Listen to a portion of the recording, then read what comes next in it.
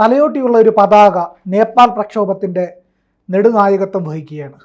അത് ഉയർത്തിപ്പിടിച്ചാണ് അവിടെ പ്രക്ഷോഭകാരികൾ വലിയ പ്രക്ഷോഭത്തിന് തുടങ്ങി. എന്താണ് ഈ തലയോട്ടിയുള്ള പതാകയും അതിൻ്റെ അർത്ഥവും? അതായത് തലയോട്ടിയിൽ ഒരു മഞ്ഞയും ചുവപ്പും തൊപ്പി നേപ്പാൾ സർക്കാരിനെ താഴെയിറക്കിയ യുവ പ്രക്ഷോഭകരുടെ കൊടിയടയാളം എന്ന് പറയുന്നത് അതായിരുന്നു. ജാപ്പനീസ് അനീമി മാങ്ക പരമ്പരയായിട്ടുള്ള വൺ പീസിൽ നിന്ന് പ്രചോദനം ഉൾക്കൊണ്ടുകൊണ്ട് ചെയ്തിട്ടുള്ള ഒരു പതാകയാണ് ഇത് എന്ന് വേണം നമ്മൾ മനസ്സിലാക്കാനായിട്ട്. അപ്പോൾ ഈ ഒരു പതാക എന്ന് പറയുന്നത് അഴിമതിക്കെതിരെയുള്ള ഒരു മുന്നറിയിപ്പ് കൂടിയായിട്ട് മാറുന്നുണ്ട്. നമ്മൾ പറഞ്ഞതുപോലെ വൺ പീസ് എന്ന് പറയുന്ന ലോകമെമ്പാടും അറിയപ്പെടുന്ന ആനിമേഷൻ സീരീസിൻ്റെ ജനപ്രിയ കഥയാണ് ഈ വൺ പീസ് എന്ന് പറയുന്നത്. ഇതിലെ പ്രധാന കഥാപാത്രമാണ് മങ്കി ഡി ലൂഫി. അപ്പോൾ ഈ മങ്കി ഡി ലൂഫിയും അദ്ദേഹത്തിൻ്റെ കൂട്ടരുമാണ് സ്ട്രോ ഹാറ്റ് പൈറേറ്റസ് എന്ന് പറയപ്പെടുന്നത്.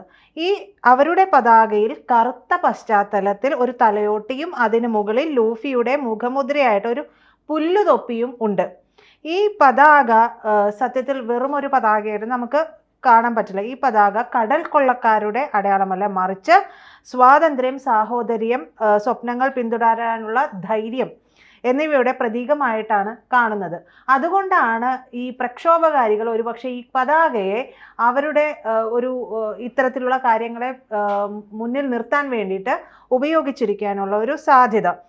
ഇത് പ്രചോദനമാകുന്നത് അഴിമതി നിറഞ്ഞിട്ടുള്ള ഭരണം, ഈ അഴിമതി തന്നെയാണ് അവിടെയും പറയുന്നത്. അപ്പോൾ അഴിമതി നിറഞ്ഞിട്ടുള്ള ഭരണകൂടത്തിനെതിരായിട്ടുള്ള ഒരു പോരാട്ടത്തിൽ അവർക്കെതിരെ ഉയർത്തിപ്പിടിക്കുമ്പോൾ അവരുടെ മുഖത്തടിക്കുന്ന ഒരു മറുപടി, അത് യുവജനങ്ങൾ ഇനി ഇത്തരത്തിലുള്ള കാര്യങ്ങൾ ഞങ്ങളിവിടെ അനുവദിക്കില്ല എന്നുകൂടി പറഞ്ഞു വയ്ക്കാൻ ഇതിലൂടെ ശ്രമിക്കുന്നുണ്ട്. സർക്കാരിൻ്റെ പിടിമുറുക്കലുകളുണ്ട്. നമുക്കറിയാം സോഷ്യൽ മീഡിയ എന്ന് പറയുന്നത് മുഴുവൻ അവിടെ അങ്ങ് ബാൻ ചെയ്തു. അതോടുകൂടിയാണ് ഈ ജെൻസി പ്രക്ഷോഭം തന്നെ ഉണ്ടായി വരുന്നത്. അപ്പോൾ ഇത്തരത്തിലുള്ള പിടിമുറുക്കലുകൾ, അഭിപ്രായ സ്വാതന്ത്ര്യമില്ലാതെയാക്കുക, അടിച്ചമർത്തുക എന്നുള്ള ഒരു അവസ്ഥയിലേക്കൊക്കെ പോവുക, അതിനെയൊക്കെ ചെറുത്ത് നിൽക്കാനായിട്ട് അവർ സജ്ജരാണ് എന്നുള്ളത് ലോകത്തോട് വിളിച്ചു പറയുന്നതിന് കൂടി ഈ വൺ പീസ് എന്ന് പറയുന്ന തലയോട്ടിയുടെ പതാക കാണിച്ചു കൊടുത്തു എന്നാണ് മനസ്സിലാക്കേണ്ടത്. സോഷ്യൽ മീഡിയ നിരോധനം ഉണ്ടായിട്ടും VPN പോലുള്ള സാങ്കേതിക വിദ്യകളൊക്കെ ഉപയോഗിച്ച് അവർ ഈ പതാകയുടെ ചിത്രങ്ങളും പ്രതിഷേധ വീഡിയോകളും ഒക്കെ ലോകമെമ്പാടും പ്രചരിപ്പിച്ചിട്ടുണ്ട്.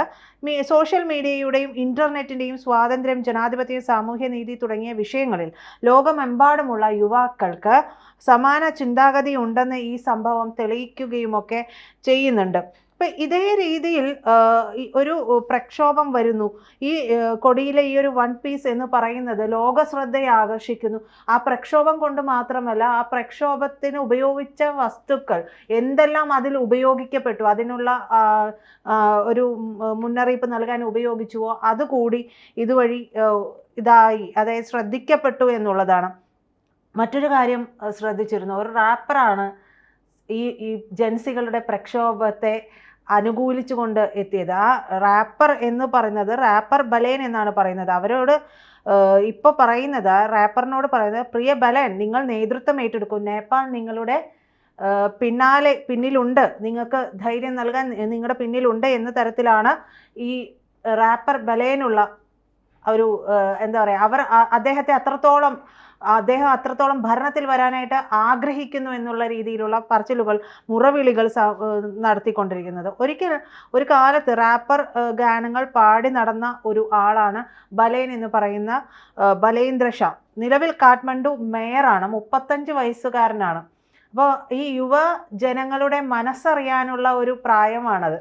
അവരെ അറിഞ്ഞ് മനസ്സിലാക്കിക്കൊണ്ട് മുന്നോട്ട് പോകാനൊക്കെയുള്ള സാധ്യതയുണ്ട്. അപ്പോൾ അടുത്ത പ്രധാനമന്ത്രിയായിട്ട് ഈ ജെൻസി വിപ്ലവകാരികൾ ഉയർത്തിക്കാട്ടുന്നതും ഇദ്ദേഹത്തെ തന്നെയാണ്.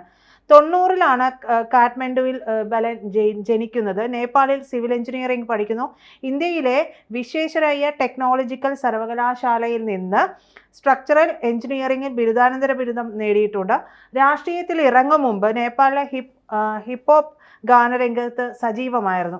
അപ്പോൾ ഈ അഴിമതി, അസമത്വം എന്ന് പറയുന്നതിനൊക്കെ എതിരെ ഇദ്ദേഹം ഗാനങ്ങൾ എഴുതുകയും അദ്ദേഹം പാടുകയും ഒക്കെ ചെയ്തിട്ടുണ്ട്. 2022-ൽ കാഠ്മണ്ഡു മേയറായിട്ട് മത്സരിക്കുകയും വിജയിക്കുകയും ചെയ്യുന്നു. സ്വതന്ത്രനായിട്ടാണ് മത്സരിച്ചത്. 61,000-ലേറെ വോട്ടിനാണ് ഭൂരിപക്ഷത്തിലാണ് അദ്ദേഹം ജയിക്കുന്നത്. ജൻസി പ്രക്ഷോഭങ്ങൾക്ക് ബലൻ ഐക്യദാർഢ്യം പകർന്നതോടുകൂടിയാണ് അവരുടെ ഹൃദയത്തിൽ അദ്ദേഹം ഇടം നേടുന്നത് എന്നുള്ളതാണ്.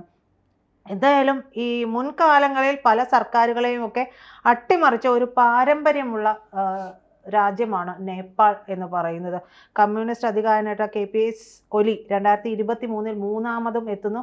അദ്ദേഹം ഇപ്പോൾ ദുബായിലേക്ക് കടന്നു കളയേണ്ട ഒരു അവസ്ഥ ഉണ്ടായിരിക്കുന്നു എന്നുള്ളതാണ്. അപ്പോൾ ഈ രണ്ട് കാര്യങ്ങളും എന്ന് പറയുന്നത് വളരെ പ്രധാനപ്പെട്ട ഒരു കാര്യമാണ്. ഈ തലയോട്ടി എന്ന് പറയുന്നത് നമുക്ക് ചെറുതായിട്ട് കാണേണ്ട ഒരു കാര്യമല്ല.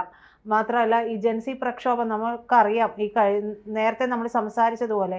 പക്ഷേ ഈ പ്രക്ഷോഭം ഉണ്ടാക്കി വെച്ചിട്ടുള്ള വിപത്ത് എന്ന് പറയുന്നത് വളരെ വലുതാണ്. ഒരു മുൻ പ്രധാനമന്ത്രിയുടെ ഭാര്യയെ ചുട്ടുകൊല്ലുന്ന അവസ്ഥയിലേക്ക് ഈ പ്രക്ഷോഭത്തെ ആളിക്കത്തിക്കാനായിട്ട് ഇവർക്ക് കഴിഞ്ഞു എന്നാണ് മനസ്സിലാക്കേണ്ടത്. മാത്രമല്ല ക്ഷേത്രങ്ങൾക്ക് നേരെയുള്ള ആക്രമണങ്ങൾ ഉണ്ടാകുന്നു, അന്താരാഷ്ട്ര വിമാനത്താവളത്തിന് നേരെ ആക്രമണം ഉണ്ടാകുന്നു, പല TV ആസ്ഥാനങ്ങൾക്ക് നേരെയും അവിടെ പ്രശ്നമുണ്ടാകുന്നു, രാഷ്ട്രപതിയുടെ ഓഫീസ് ആക്രമിക്കുന്നു. അങ്ങനെയുള്ള നമ്മൾ സാധാരണ ഇതിനു മുന്നേ കണ്ടതുപോലെ 2024 ബംഗ്ലാദേശിലും 2022 ശ്രീലങ്കയിലും കണ്ടതിന് സമാനമായ കണക്കുള്ള പ്രക്ഷോഭമാണ് ഉണ്ടാകുന്നത്. ഈ അടിച്ചമർത്തലുകൾ ഉണ്ടാകുമ്പോഴാണ് പലപ്പോഴും വിപ്ലവമൊക്കെ ഉണ്ടാകുന്നത്. അത് സാധാരണ രീതിയിൽ ജനാധിപത്യ രീതിയിൽ എല്ലാവർക്കും വേണ്ടുന്ന കാര്യങ്ങളൊക്കെ നടക്കുകയാണ് എന്നുണ്ടെങ്കിൽ ഇത്തരത്തിലുള്ള പ്രക്ഷോഭങ്ങൾ ഉണ്ടാകുന്നില്ല. ഈ ഒലി എന്ന് പറയുന്ന ഭരണാധികാരി പൂർണ്ണമായും ഒരു കമ്മ്യൂണിസ്റ്റിന് അടിമപ്പെട്ട് ജീവിക്കുന്ന ഒരു ആളാണ് എന്നാണ് മനസ്സിലാക്കുന്നത്. അപ്പോൾ വലിയ അഴിമതിക്കാരനുമാണ്. അപ്പോൾ അവരുടെ കാര്യങ്ങൾ നടത്തുന്നു. ഈ പറയുന്ന പ്രധാന ആളുകളുടെ എല്ലാം മക്കൾക്ക് എല്ലാ സൗകര്യങ്ങളും ഉണ്ട്. അവർ വിദേശങ്ങളിൽ പഠിക്കുകയും അവരുടെ ജീവിത നിലവാരം ഉയരുകയും ചെയ്യുന്നു. അതേസമയം ഇവിടെ നേപ്പാളിൽ നിൽക്കുന്ന യുവജനങ്ങളുടെ ജീവിതം എന്ന് പറയുന്നത് കരിച്ചു കളയപ്പെടുന്ന ഒരവസ്ഥയിലേക്ക് പോകുന്നു. അതിന് പിന്നാലെയാണ് ഇവര് പൂർണ്ണമായിട്ടും ഈ സോഷ്യൽ മീഡിയ പ്ലാറ്റ്ഫോമുകളെല്ലാം തന്നെ നിരോധിക്കുന്നത്. ഇതൊരു അടിച്ചമർത്തലിനെ തുടർന്ന് തന്നെ ഉണ്ടായതല്ല. അതിൽ മറ്റൊരു അട്ടിമറിയൊന്നും നമുക്ക് പ്രതീക്ഷിക്കാൻ കഴിയുമോ? അറിയില്ല. ഇപ്പോഴത്തെ ഒരു സാഹചര്യത്തിൽ പല അനുമാനങ്ങൾ വരുന്നുണ്ട്. പ്രധാനമായിട്ട് ഡീപ് സ്റ്റേറ്റ് ആണ് എന്ന് പറഞ്ഞിരുന്നു. പിന്നെ ചൈനയുടെ കൈയുണ്ടോ എന്നുള്ള സംശയമുണ്ട്. പിന്നെ അതുപോലെ തന്നെ ജനങ്ങൾക്ക് മടുത്തു. പൊതുവേ ഈ പറയുന്ന കമ്മ്യൂണിസ്റ്റുകളുടെ സ്വഭാവം അതാണല്ലോ. കമ്മ്യൂണിസ്റ്റുകൾ എന്ന് പറഞ്ഞു കഴിഞ്ഞാൽ ഒരു കമ്മ്യൂണിസ്റ്റിൻ്റെ ഏറ്റവും വലിയ ആഗ്രഹം ബൂർഷ്വ ആവുക എന്നുള്ളതാണ്. അപ്പോൾ അതാണ് കമ്മ്യൂണിസ്റ്റുകൾ ചെയ്തുകൊണ്ടിരിക്കുന്നത്. ലോകത്തെല്ലായിടത്തും ചെയ്തതാണ്. ഏറ്റവും വലിയ ഏകാധിപതികളെല്ലാം ഈ കമ്മ്യൂണിസ്റ്റുകളായിരുന്നു. ഏറ്റവും കൂടുതൽ ആൾക്കാരെ കൂട്ടക്കുരു ചെയ്തത് മാവോയാണ്. അതിന് പിന്നാലെ വന്നതാണ് സ്റ്റാലിൻ, ലെനിൻ.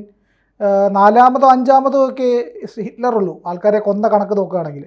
അതിനുശേഷം പിന്നെ ആരാന്ന് ചോദിച്ചാൽ ഹോച്ചിമിനും ഈ പറയുന്ന ഫിദൽ കാസ്ട്രോയും ഒക്കെയാണ്. ഫിദൽ കാസ്ട്രോ, ഈ പറയുന്ന ചെഗുവേരയൊക്കെയാണ് ആൾക്കാരെ കൂടുതലായിട്ട് കൊന്ന കൊലയാളികൾ. അപ്പോൾ കമ്മ്യൂണിസ്റ്റുകളെന്ന് പറഞ്ഞു കഴിഞ്ഞാൽ പൊതുവെ കൊലയാളികളാണ്. പിന്നെ കറപ്റ്റാണ്, അധികാരം വെച്ചുകൊണ്ട് എന്തും ചെയ്യുന്നവരാണ്.